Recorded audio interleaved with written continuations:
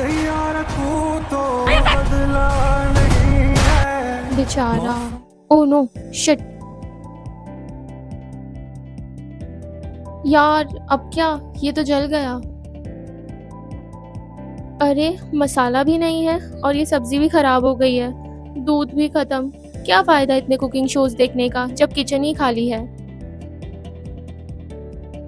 Tension not, जब kitchen करे ditch तो बकाला पे करो स्विच। एक ही ऐप में ग्रोसरी भी और फूड भी। अभी तो मूड है दास्तान से मस्त बटर चिकन खाने का।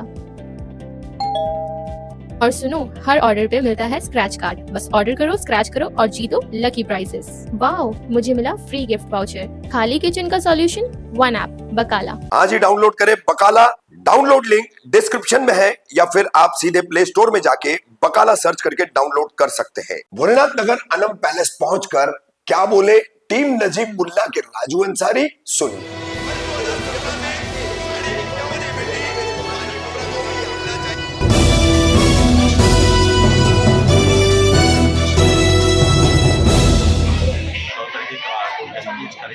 तोड़ दिया जाएगा। इसके अंदर महानगर पालिका कल से यहाँ पर अपनी एक मुहिम चला रही है, जिस तरीके से बिल्डिंग खाली किया जाए उसमें पुलिस प्रशासन का साथ दे रहा है। हमें मेरा इससे बोलना है कि कोई भी बिल्डिंग एक दिन में बनती नहीं है।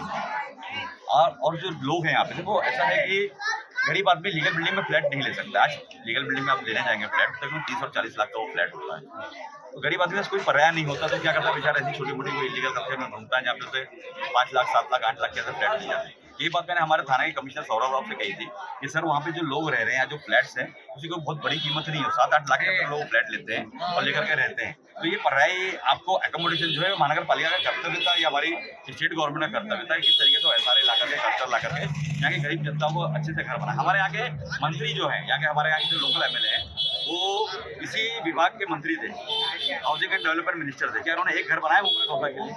अगर वो बनाते, आज जिस तरीके से थाना के अंदर हमारे एकनाथ जी शिंदे साहब ने तकरीबन 26,000 फ्लैट्स को बनाया है और बना करके गरीबों के अंदर वो घर का वितरण किया गया है। क्या अगर हमारे यहाँ पर उस तरीके से अगर फ्लैट बनते, मैं आपसे भी पूछा शायद भाई कि अगर यहाँ पर इस तरीके अगर फ्लैट बनते तो क्या ये इलीगल कब्जे यहाँ पर बनता? नहीं बनता।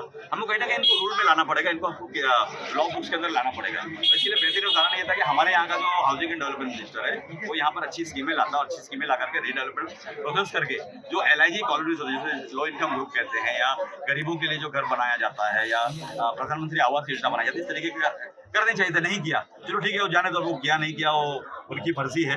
मगर हम यहाँ पर हमारे पब्लिक के साथ, हमारी जनता के साथ हम लोग काम करने से यहाँ पर खड़े हैं। हम कोशिश ये करें किसी को भी बेघर ना किया जाए, जो कर दिए कर दिए। राजू भाई, आप अजीत पवार गुट से हो, आपके पार्टी के ही डेप्यूटी CM अजीत पवार, दादा अजीत पवार बोलते हैं। तो जिस तरीके से कार्रवाई की जा रही है हाईकोर्ट द्वारा, भेदभाव किया जा रहा है, भेदभाव की कार्रवाई सिर्फ शील इलाके और शील इलाकों में कार्रवाई की जा रही है, मुमरा जैसे इलाकों में हाईकोर्ट के आदेश पर ज्यादातर मुस्लिम समाज जहाँ रहते हैं वहीं कार्रवाई की जा रही है। तो उस पर लेकर क्या बताओगे? आप ही के पार्टी के डेप्यूटी CM अजीत पवार भी है, तो क्या शिकायत दाखिल करोगे इस पे, क्या मामला बताओगे? सबसे पहले तो मैं आपको करेक्शन कर दूं कि मैं अजीत पवार ग्रुप से नहीं, मैं कांग्रेस पार्टी से। मैं हमेशा कांग्रेस से ही इलेक्शन लड़ा और मैं हमेशा कांग्रेस के अंदर ही पदाधिकारी रहा। आज भी मैं कांग्रेस का एक क्रियाशील मेंबर हूँ। तो अजीत पवार गुट के नहीं है? नहीं, मैं ग्रुप का नहीं, मैं कांग्रेस पार्टी का हूँ। मैं नजीब मुल्ला साहब के साथ हूँ। नजीब मुल्ला साहब, मैं इसलिए नजीब मुल्ला साहब के साथ था कि हमें कहीं ना कहीं हमें ये दिख रहा है कि हमें हमारी मुस्लिम क़यादत को पैदा करना चाहिए। इसके लिए हमें हमेशा प्रयत्नशील रहते हैं कि मुमरा कौशा बहुमूल्य मुस्लिम इलाका है, जो हिंदुस्तान में सबसे बड़ी मुस्लिम आबादी है, और यहाँ पर अगर हमारी मुस्लिम क़यादत नहीं पैदा होगा तो कहाँ पैदा होगा? इसके लिए मैं नजीब मुल्ला के साथ भी। आपका पहला सवाल था। दूसरा सवाल ये, शायद मैं 2 मिनट का सवाल का पूरा कर लूँ मैं। दूसरा सवाल आपका ये है कि भाई महानगर पालिका या स्टेट गवर्नमेंट की जो हमारी हाईकोर्ट है, वो दुर्व्यवहार कर रही है, 2 नज़र से 2 लोगों को देख रही है, भेदभाव कर रही है। तो मैं आपको बताना चाहता हूँ कि रीवा के अंदर रेलवे ने एक पिटीशन दाखिल किया था सुप्रीम कोर्ट के अंदर, जहाँ पर रेलवे जीत गई और 9 बिल्डिंगों को तोड़ने का ऑर्डर आया, मगर वहाँ पर लोग हथौड़ा लगाने को नहीं गए। तो ऐसा क्यों है कि मुमरा के अंदर हो रहा है? इसको थोड़ा समझने की जरूरत है कि देखो, दीवा के अंदर जो लोग हैं, जो पॉलिटिकल पार्टीज हैं या पॉलिटिकल जो लोग हैं, उनके पास विल है, उनके पास एकता है, एकजुटता है, वो एक साथ में मिल करके काम करते हैं। हमारे यहाँ मुमरा कौशा के अंदर हमारे को लीड करने वाला कोई भी नहीं है। हर आदमी अपने तरीके से, फरीम भाई आगे अपनी बात कर लिए, शालम भाई अपनी बात कर लिए, मैं अपनी बात कर लिया, शमीम खान साहब आगे अपनी बात कर लिए, या कोई और नगर सेवक है अपनी बात कर लिया। तो इस तरीके से हमारे मुमरा कौशल के इन जो फ्लैट ओनर्स है, इस तरीके के जो बेघर होने वाले लोग हैं, इनको अगर बचाना है तो सबको एकजुट होकर अपनी पार्टी से ऊपर उठ करके काम करना पड़ेगा, तभी कहीं जाके ये बहुत बड़ा मसला हमारा हल होगा। आज कलवा में बिल्डिंग बनी, मेन नाके के ऊपर बनी, के तोड़ा गया उसको नहीं तोड़ा गया, ताजुर पाजुर कार्रवाई की। दीवा में तो अभी भी काम चालू है, दीवा में काम भी चालू है और उनको संरक्षण भी मिला हुआ है बेहतरीन तरीके का। तो ये दिव्य व्यवहार हो रहा है, इसकी बहुत बड़ी वजह है जो हम लोग हैं, क्योंकि हमारे पास पॉलिटिकल विल नहीं। अगर हमारे पास पॉलिटिकल विल होती तो मुमरा के अंदर भी हमारे सामने कोई ना कोई ढाल बन के खड़ा होता था। राजू भाई, जी। जैसे नजीब भाई के आप साथ में हमेशा रहते हैं और उनको लीड भी करते हैं जी आप, बिल्कुल लीड करते हैं। तो नजीब मुल्ला साहब ने अभी तक के हाँ। ये पूरी कार्रवाई के ऊपर जी। कोई ऐसी आवाज नहीं उठाई, इस कार्रवाई को रोकने के लिए अजीत दादा से भी बात नहीं की गई और मुसलमानों के घर धड़ल्ले से तोड़े जा जी। रहे। और इसके अलावा हाँ। यहाँ पर अभी तक के आज लीड लेने के बाद ये बिल्डिंग पहले तोड़ दी गई थी, यहाँ के रहवासियों ने नहीं आया वापिस था। से इसको बना के रहने आए, आज वापिस इनकी नौबत रास्ते पे आने की। बिल्कुल। तो आज यहाँ लोग उतरे हुए, फिर भी हाँ। यहाँ पर नजीब भाई दिखाई नहीं दे रहे। और एक चीज, आप सब पार्टियों के लोग आप दावे तो कर रहे हैं, मगर अभी तक के आप कमिश्नर से भी बात कर रहे हैं, मगर कमिश्नर के ऊपर कंप्लेन क्यों नहीं कर रहे आप लोग? सर, आप लोग ये नहीं साबित कर सकते राजू भाई, एक इलीगल बिल्डिंग बनती है तो ट्वीट के जरिए भी कमिश्नर को मेल हो जाता है, ट्विटर मेल भी जाता है, उसके टेबल के ऊपर लेटर भी जाते हैं, काफी पार्टियों के जाते हैं। तो इसमें कहीं ना कहीं कमिश्नर भी पूरी तरह मिला जुला है और ये पूरी मिली जुली सरकार थी और उन अधिकारियों के ऊपर इंक्वायरी नहीं हो रही है और लगातार इन जीपी बिल्डिंग बोल बोल के मुसलमानों को बेघर क्यों किया जा रहा है? सबसे पहले तो आपको मैं एक बात बता दूं कि आपने 2-3 सवाल एक साथ में कर दिए हैं। एक तो आपने ये कहा कि नजीमुल्लाह साहब यहाँ पर क्यों नहीं आ रहे। नजीमुल्लाह साहब का इलीगल कंस्ट्रक्शन को लेकर देखो, उनकी बहुत बड़ी आबादी राबुड़ी की, तकरीबन 50 से 60 हज़ार लोग वहाँ पर रहते हैं। वहाँ पर उन्होंने कभी इलीगल कंस्ट्रक्शन को सपोर्ट नहीं किया और ना कभी बनने दिया।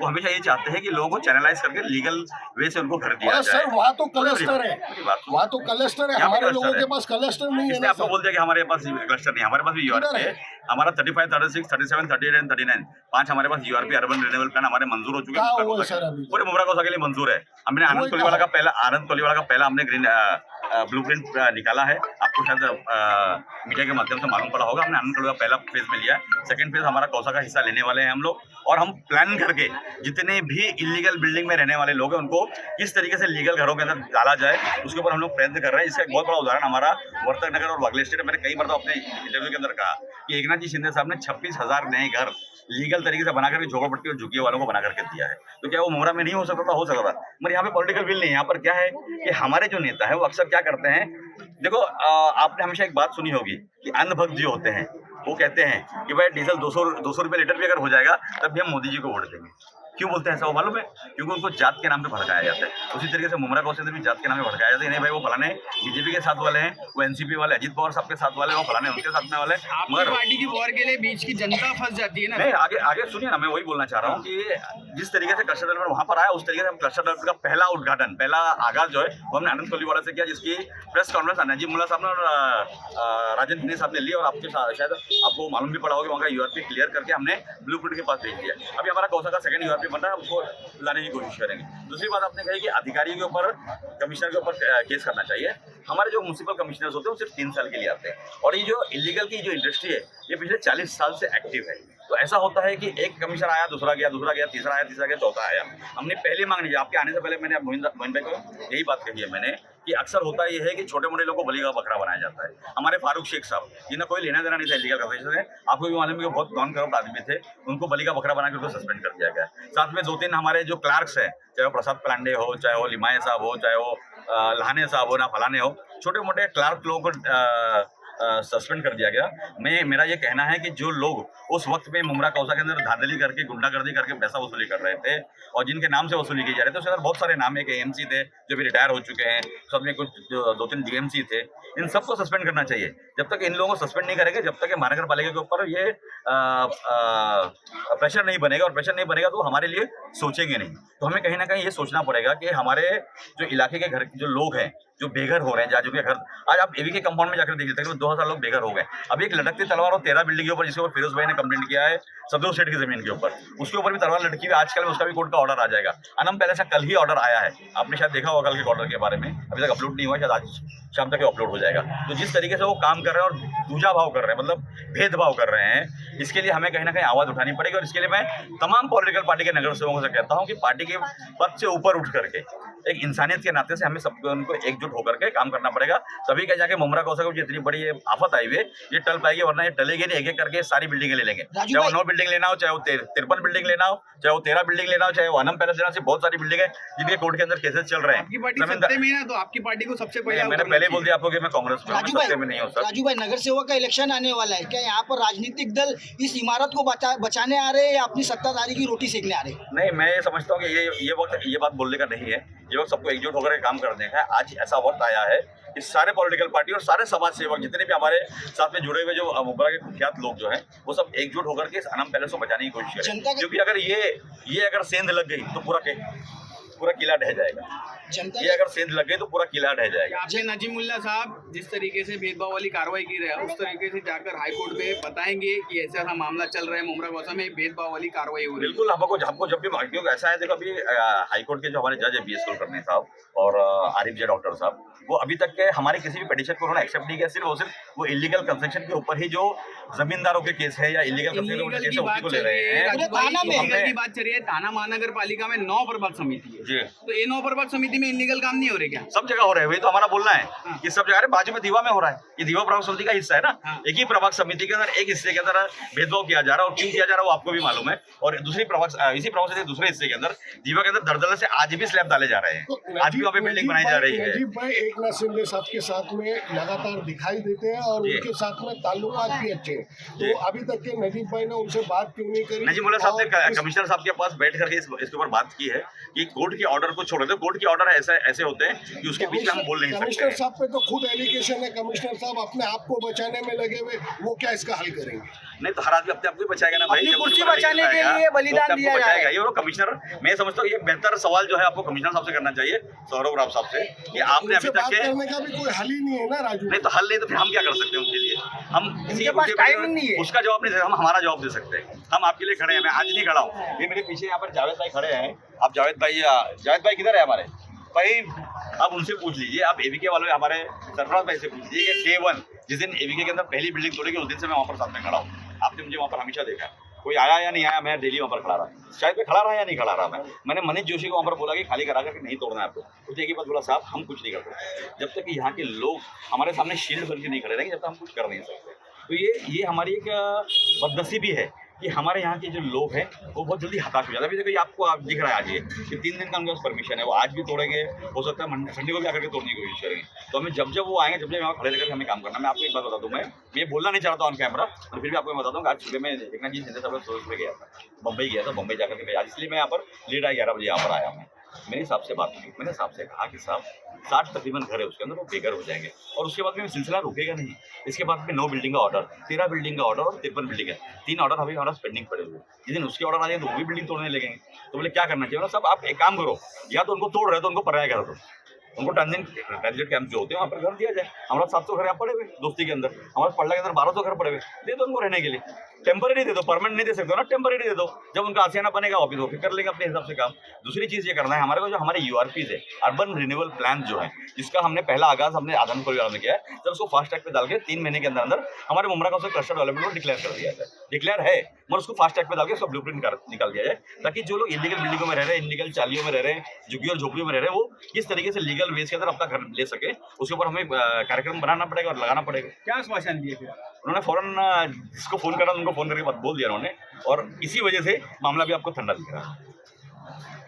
राजू भाई, जैसे लगातार थाना पूरा ये जो क्षेत्र है इसके अंदर इलीगल जी, जो पुराने इलीगल थे हाँ। उसकी भी टैक्स पावती पे लिख के आता है अनधिकृत। जी जी, इनको इलीगल का टैक्स चाहिए, हाँ, पानी का बिल चाहिए, मगर इलीगल को अपनाना नहीं। जी।